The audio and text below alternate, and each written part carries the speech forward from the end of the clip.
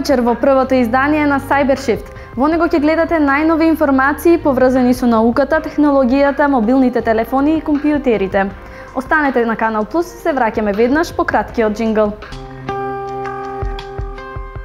Wi-Fi е минато, пристигнува 100 пати побрзиот Li-Fi. Во иднина, дефинитивно ќе слушнеме многу повеќе за Li-Fi технологијата на бежичен пренос на податоци со огромна брзина, и тоа користејќи видлива светлосна комуникација.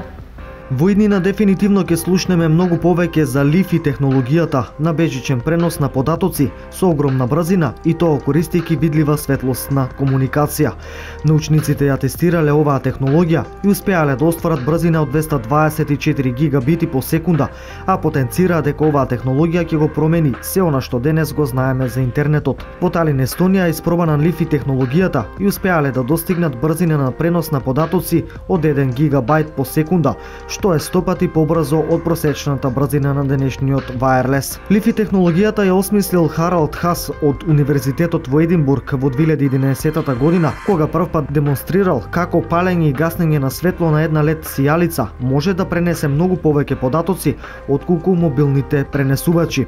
Оваа технологија користи VLC посредник, кој користи видливо светло измеѓу 400 и 800 терахерци. Таа функционира како неверојатно напреден облик на морзеовата азбука, како палење и гаснење на батериските лампи за да се напише порака. На ист начин LED сијалицата, кога се вклучува и исклучува со голема брзина, може да се користи за пишување и пренос на податоци во бинарен код. Повеќето од нас секој слободен момент го поминуваат користејќи го својот смартфон. Меѓутоа, тоа наскоро би можело да се промени. Извештајот на телекомуникацијските експерти сугерира дека паметните телефони би можеле да изумрат во идните 5 години. Повеќето од нас секој слободен момент го поминуваат користејќи го својот смартфон, меѓутоа тоа наскоро би можело да се промени. Извештајот на телекомуникацијските експерти сугерира дека паметните телефони би можеле да изумрат во наредните 5 години. Извештајот кој опфатил анкетирање на 100.000 луѓе во Шведска и 39 други земји открил дека повеќето луѓе веруваат дека паметните телефони стануваат минато. Сега вниманието се насочува на вештачката интелигенција, односно на помагачите без екран. Многу IT експерти предвидуваат дека апаратите како Apple часовникот полека ќе започнат да ги заменуваат паметните телефони. Смартонот враќа и не е толку практичен, изјавила Ребека Ангсторм од Ериксон. Например, додека готвиме или возиме автомобил, постои и голем број други ситуации во кои уредите со екрани не се покажале толку практични. Поради тоа се смета дека во рок од 5 години паметните телефони ќе станат минато. Верувале или не, се ближи моментот кога мобилните телефони ќе можат да се напојуваат со сол. Поточно, за изработка на новиот тип на батерија се користи натриум кој го има во прехранбената сол.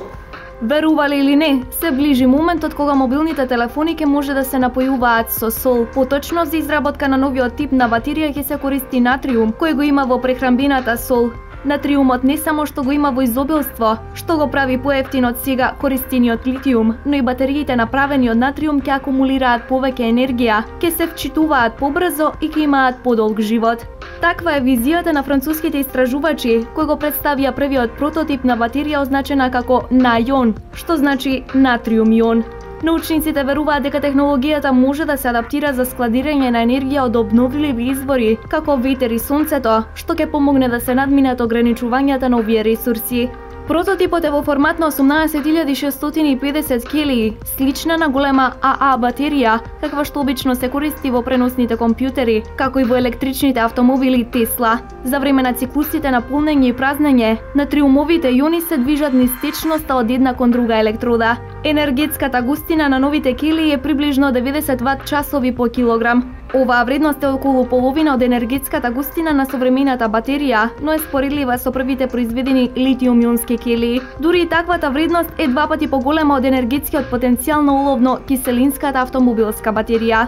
Тестовите покажуваат дека новите келии се во состојба да издржат најмалку 2000 циклуси на полнење и празнење, без да загубат од својот квалитет. За споредба, литиум-ионските батерии издржуваат помеѓу 400.000 и 200 циклуси.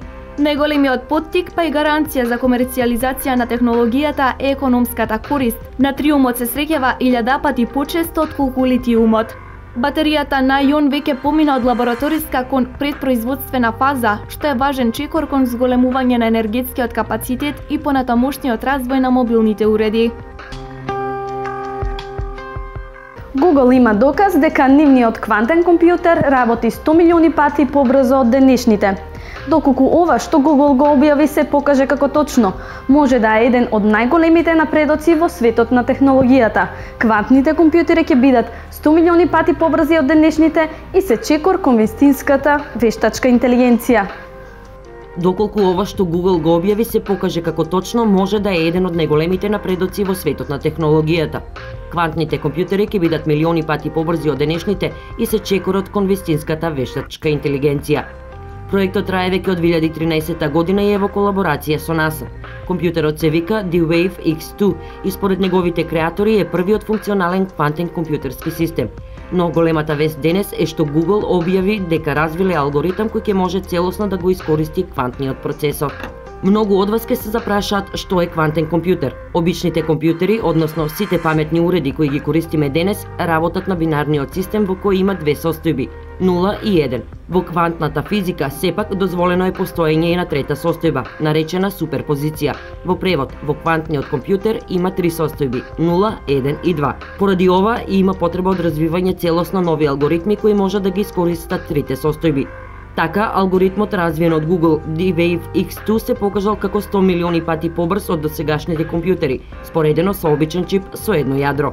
Всушност, на системот му биле дадени неколку можни начини за да ја заврши задачата и било мерено времето за кое тие ќе бидат завршени, каде квантниот компјутер се покажал како драматично побрз. Алгоритмот на Google се вика Quantum Annealing и споредено со претходните алгоритми кои може да работат со квантните чипови како Quantum Monte Carlo и Simulated Annealing се покажува како многу поуспешен. Овој напредок во делот на квантните компјутери не очекувајте набрзо да ги донесе првите такви продукти на пазарот. Тоа е се уште далеку. Сепак, ова е прв поголем чекор во таа насока. Што може да се очекува од ваквите компјутери во иднината? Вештачка интелигенција, односно за сите оние што гледаат научно-фантастични филмови, компјутери и роботи кои ќе може да даваат решенија во вистинско време. Например, да можете да разговарате со нив. Western Digital представи хард диск со капацитет од 10 терабајти, наполнет со хелиум. SSD дисковите можеби се најчесто на насловните страници во последните неколку години, но тоа не значи дека во хард диск технологијата нема повеќе живот.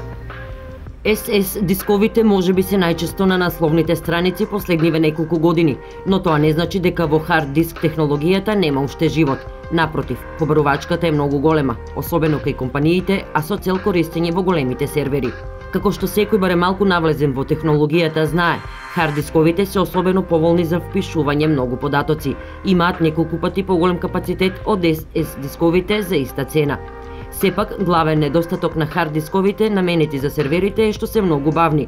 SMR технологијата на која се базираат овозможува многу голем капацитет, до 10 терабајти, но со многу мали брзини на впишување и вчитување, побавни дури од дисковите со 7200 вртежи во минута наменети за широките маси.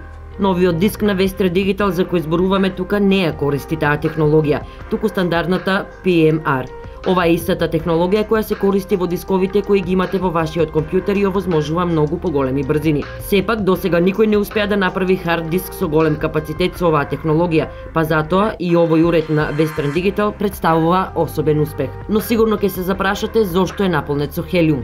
Хелиумот е за 6 пати поредок од воздухот, што придонесува за многу помали отпори во самиот диск, особено за моторот. Ова овозможува уште поголеми брзини, бидејќи моторот нема да биде толку оптоварен, но и подолг век на траење на целиот диск и намалување на потрошувачката на енергија, што е од особена важност кога овие дискови се користат во големите сервери. Покрај големата густина на податоците на дискот има и исклучително голема кеш меморија од 256 мегабајти, можност за поврзување со SATA 6.0 гигабајти и SAS 12 гигабајти интерфејс, како и вградена енкрипција на податоците. Цената на новиот мегадиск на Western Digital се уште не е објавена, но не очекувајте да биде пониска од $800.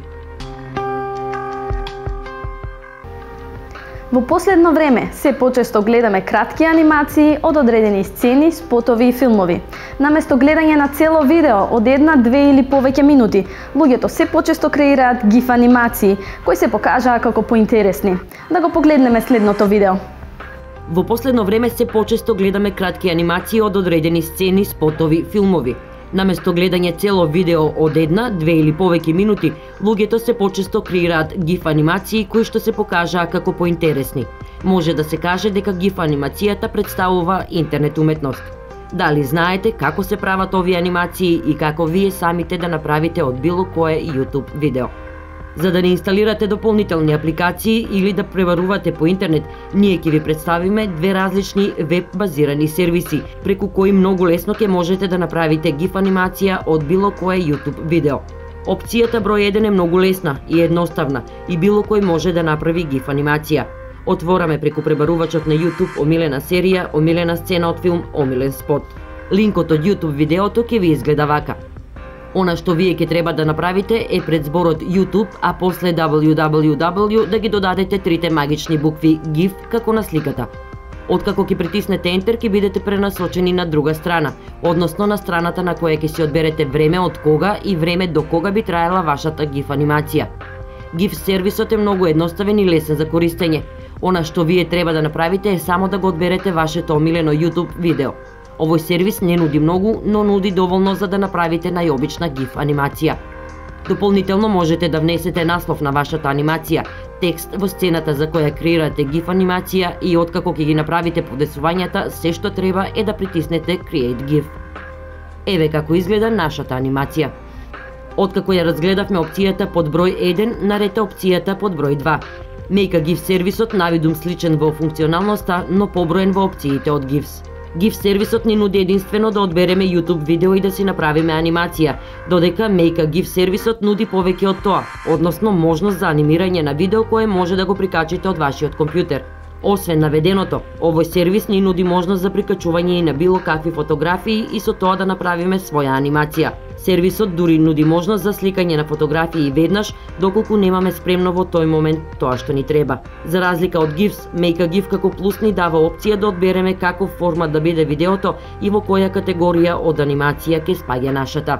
Дополнително, за да изработите GIF анимација на Make a GIF, ќе ви биде потребно да се регистрирате и да си отворите свој профил, додека на GIFs тоа не беше потребно. Американската автомобилска компанија Terrafugia добила дозвола од Федералната агенција за воздухопловство да започне тестови на разработениот прототип на летечки автомобил TFX. Едно е сигурно, ако дојде до пазарот, летачките автомобили ќе направат вистинска револуција во начинот на кој луѓето се движат. Американската автомобилска компанија Terrafugia добила дозвола од Федералната агенција за воздухопловство да започне тестови на разработениот прототип на летечки автомобили. Се очекува тестовите да започнат во следните неколку месеци, а за сега компанијата ќе ја тестира само мини верзијата на возилото. Прототипот е во вид на голем автомобил со крилја, кој може да го собере во стандардна гаража, објасни портпаролот на Terrafugia. Во незиниот развој учествувале 35 луѓе. Летечкиот автомобил со децении е сон на автомобилските производители, но досега никој не успеал да го пушти на пазарот. Компанијата, спонзорирана од француската влада, исто разви свој модел Explorer, чиј прототип беше представен на авиоизложбата во Париз во 2013. Истиот сепак повеќе личи на дрон отколку на автомобил. Terrafugia работат на своите модели и прототипи речиси 10 години, бидејќи идејата е летечките автомобили да бараат помалку обука за летење од професионалните авиони. За целосната верзија на автомобилот ќе бидат потребни уште одобрение од Федералната агенција за воздухопловство. Едно е сигурно, ако дојдат до пазарот, летечките автомобили ќе направат вистинска револуција во начинот на кој луѓето се движат.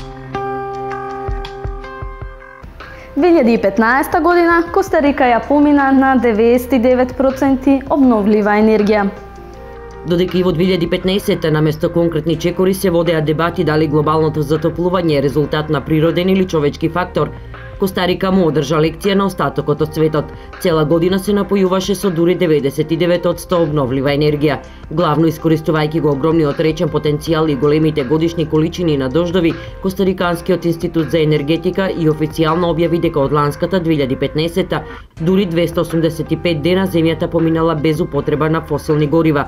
Уште повеќе што, според стандардите, 2015 беше релативно сушна година за Костарика. Со тоа земјата се најде во фокусот на светското внимание и постави успешен пример за следење за останатите земји ширум планетата. И покрај целата позитивност на таквото постигнување, задоволството таму не е кој знае колку големо. Наместо тоа, костариканската влада останува целосно фокусирана на тоа Костарика да стане комплетно независна од јаглерод и тоа до 2021. Покрај тоа, да се достигнат официјални 100% обновлива енергија, земјата планира и да ја исчисти енергетската потрошувачка во целост, особено преку елиминирање на зависноста од фосилно гориво во транспортниот сектор. Земјата исто така ќе се оддалечува и од зависноста од хидроенергија преку зголемување на бројот на геотермални централи и наоѓање енергија од други извори. Костариканците извлекоа голема корист од пренасочувањето кон обновливи извори. Цената на електричната енергија се намали за 12% во 2015, а аудит очекува дека ќе продолжи да паѓа и во иднина. Тоа има возможност на граѓаните да заштитат мал дел од пари кои инаку би оделе за плаќање на сметките за струја. Патем, Костарика има популација од 4,8 милиони луѓе. Можеби нејзиниот модел би бил тешко променлив за големите градови од рангот на Њу Јорк, кои има скоро дупло жители, 8,5 милиони, но за оние помалите земји, Костарика е солиден доказ дека се може ако се сака. Ова беше се во првото издание на Cybershift. Се гледаме наредната сабота во истиот термин. До гледање.